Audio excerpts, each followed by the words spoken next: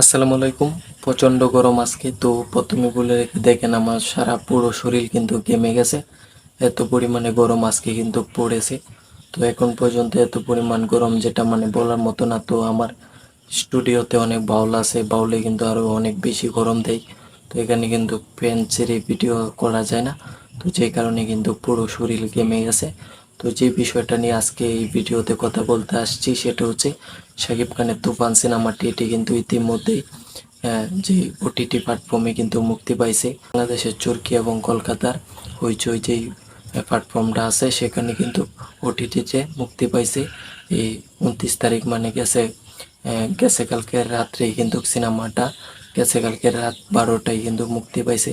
তো ইতিমধ্যেই এই সিনেমাটা কিন্তু অনেকেই আছেন যারা দেখে ফেলছেন। তো গাইস, আপনারা যারা ইতিমধ্যে এই সিনেমাটা ওটিটি প্ল্যাটফর্মে দেখে ফেলছেন তারা অবশ্যই কমেন্ট করে জানাবেন যে এই সিনেমাটি আসলে কীরকম হয়েছে। আসলে সত্যি আপনারা অবশ্যই কমেন্ট করে জানাবেন।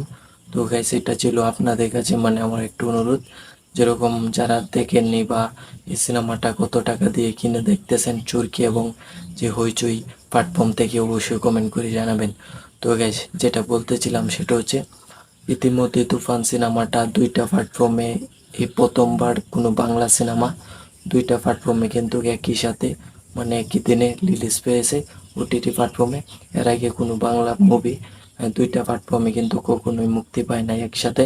তো এই প্রথমবার এই সিনেমাটা দুইটা প্ল্যাটফর্মে মুক্তি পাইছে।